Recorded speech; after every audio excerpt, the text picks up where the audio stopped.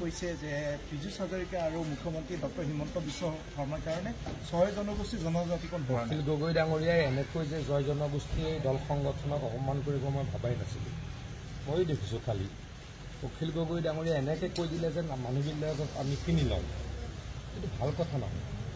আমি কাৰোবাক অনুৰোধ কৰোঁ, কাৰোবাক ভাল ব্যৱহাৰ কৰোঁ, সেইটোতো আমি নিশ্চয়কৈ কৰিম।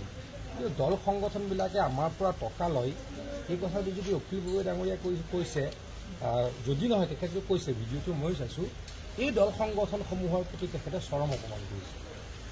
অখিল গগৈ ডাঙৰীয়া আপুনি অলপ আমাক ভেঙুচালি কৰক, মুখ্যমন্ত্ৰী ডাঙৰীয়াক বেয়াকৈ কওক, মোক বেয়াকৈ কওক, আমিতো সৰু মানুহ, আপুনি বহুত ডাঙৰ মানুহ, গতিকে আমাক বেয়া ব্যৱহাৰ কৰিলে আমাৰ দুখ নালাগে।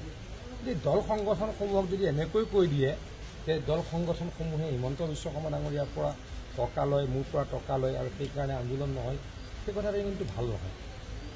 দল সংগঠনসমূহক তেখেতে অপমান কৰিছে আৰু তেখেতে আৰু এটা কথা কৈছে যে মই আন্দোলন কৰি অহা মানুহ, গতিকে কথাবিলাক মই জানো। গতিকে তেখেতে চাগে তেনেকুৱা কৰিছিলে নেকি মোৰ সন্দেহ আছে।